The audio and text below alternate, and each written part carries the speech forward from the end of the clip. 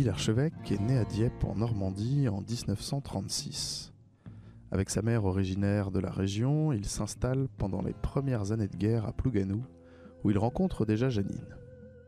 Guy reste 3 ans en d'Ibène jusqu'à la libération de son père en 1942, où il rejoint la banlieue rouennaise. À 10 ans, il rencontre pour la première fois sur les quais de Seine un scaphandrier qui sort de l'eau.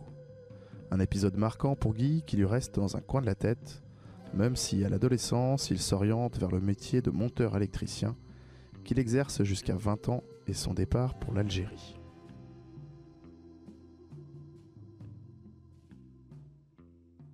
Je suis revenu d'Algérie et là je suis rentré à l'EDF. Mais c'était pas mon truc ça. Et je suis revenu faire la pêche ici.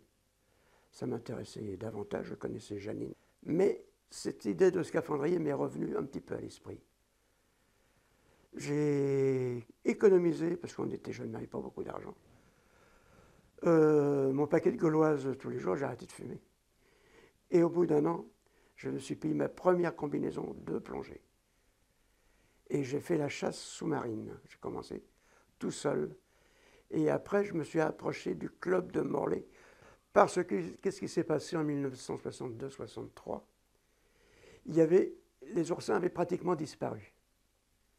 Et les pêcheurs ici ont fait venir un groupe de plongée de Brest, le groupe Manche Atlantique, pour faire des recherches où on pouvait retrouver des oursins, des bancs d'oursins.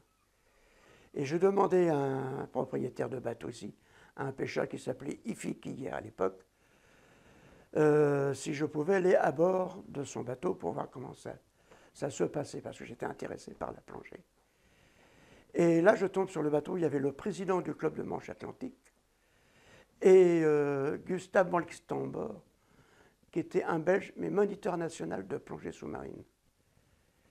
Et quand il a vu que j'étais très intéressé par cela, il m'a dit, mais je vais venir donner des cours de plongée à la piscine de Lannidy, près de Morlaix, le lundi matin et le jeudi soir.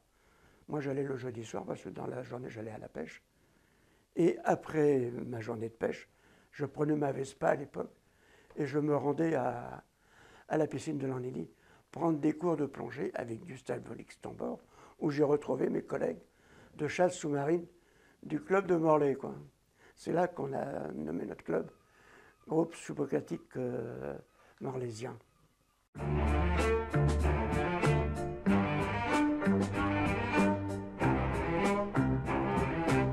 Son premier échelon de plongée en poche, Guy décide de quitter Plougasnou pour Le Havre, où il devient plongeur scaphandrier au service des dragages du port autonome. J'ai passé ma visite médicale et tout, et moi je vais au magasin pour récupérer mon matériel, et on me présente un casque, et puis une peau de bouc, et puis des choses. Mais j'ai jamais plongé avec ça. Mais ça fait rien, on va t'apprendre. Et ça s'est fait comme ça. Mais ça n'a pas duré très longtemps avec le loi.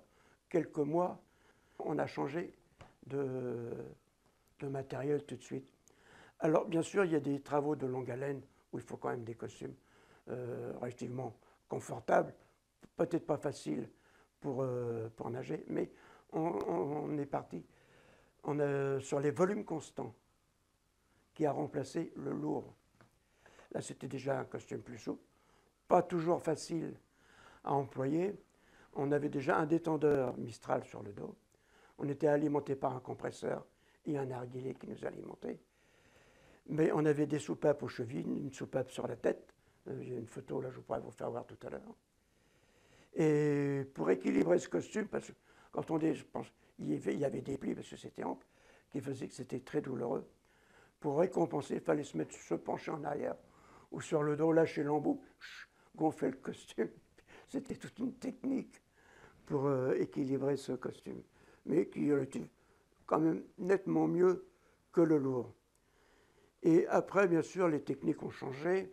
Donc là, on avait adopté les calypsos, les vêtements humides.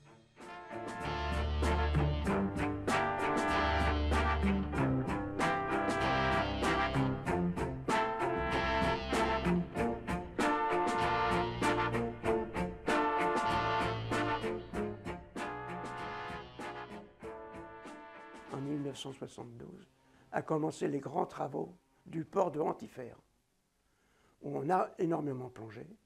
J'ai fait des forages, même à la tarière, à la main. J'ai fait des prospections avec mon collègue du fond pour savoir où on pouvait placer le port de servitude, là où il y avait plus de roches qu'ailleurs et tout. Et puis aussi, comme on a fait l'écluse François Ier, on a fait, il a fallu faire donc des quais après l'écluse François Ier.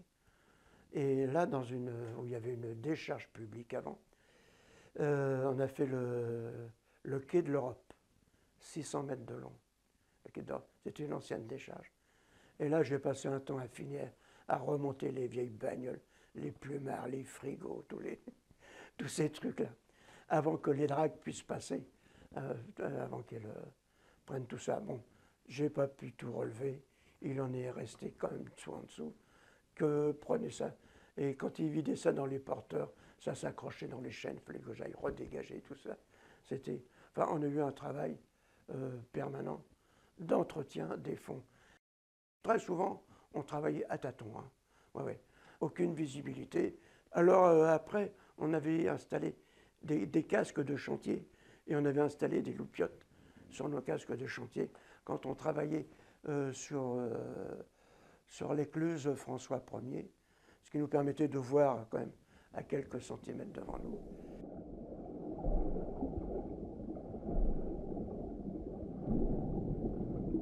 Dès l'instant qu'on quitte la surface, systématiquement, on est en danger. Et quand il y a un danger, on n'a que quelques secondes pour s'en sortir. Justement, on changeait des rails et il y avait un bateau qui attendait pour entrer dans le sas Clinette, dans le sas François Ier. Et puis le commandant de port, il dit, bon écoutez les gars, il y a un bateau, je suis obligé de le laisser rentrer, parce que ça coûte cher un bateau en attente. Et donc, et après, vous allez pouvoir commencer les travaux. Mais dans un temps plus court, hein, puisque le temps du sas, et on avait le même travail à faire dans le même temps. Et si bien qu'on a plongé à plusieurs. Pour changer des rails, il y avait 2 chemins de roulement. Et c'était tous les boyaux, on était en narguilé. Les boyaux, c'était comme les jeux d'enfants, quoi. On suit, c'est celui-là le mien, la sortie. Et il y avait un guide qui était là, qui s'appelait Chevrier, un type, un très très très bon guide, et qui voit un gars ressortir de l'eau, et il voulait mettre de l'or tout de suite, parce qu'il fallait faire vite. Il dit, bon, t'as fini, toi? Ouais, ouais. Il dit, moi, c'est terminé. Bon, je débranche ton boyau. Pas de peau, il débranche le mien. Les boyaux se croisent. Et j'étais à 25 mètres de fond. Plus rien. Plus rien. Merde. L'arc ceinture. Et puis avec le peu d'air que je... Là qu'il ne faut pas perdre son contrôle. Il ne faut pas garder son air. Au fur et à mesure que l'on monte, l'air que tu as dans les poumons se dilate. Et il faut le relâcher au fur et à mesure. Pour arriver en surface et plus rien dans les poumons. Autrement, on fait un déchirement pulmonaire, quoi. Un bout de doigt en moins et des années plus tard, le port du Havre a bien changé. L'heure de la retraite a sonné pour Guy, et avec Janine, comme tous les étés, ils font le voyage vers la Bretagne, direction Plougasnou. Mais cette fois, c'est pour un aller simple. Bien qu'on m'avait, tous les copains, même des chefs d'entreprise, m'avaient dit, Guy, arrête, t'en as fait assez. Le docteur, la médecine du travail, il me dit, vous croyez que vous n'avez pas fait suffisamment? Faites attention. Je ne serai plus là pour vous surveiller. J'ai eu l'intention, justement, de refaire de la plongée.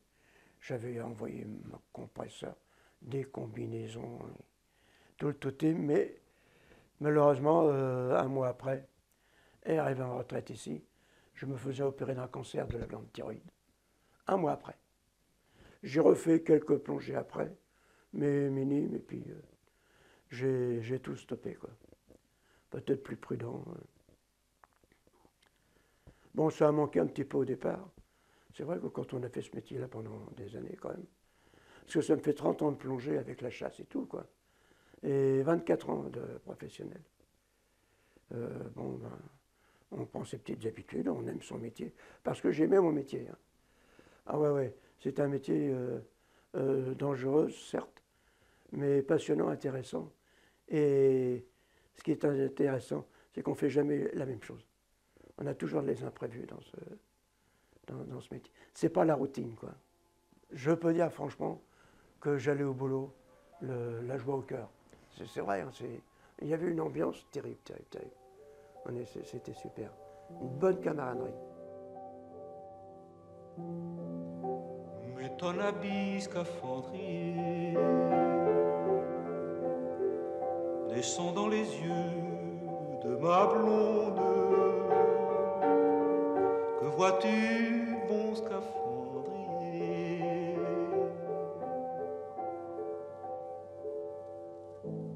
Je vois un étrange attirail, des fleurs, des oiseaux, du corail et de l'or en fines paillettes. Mais ton habit scaphandrier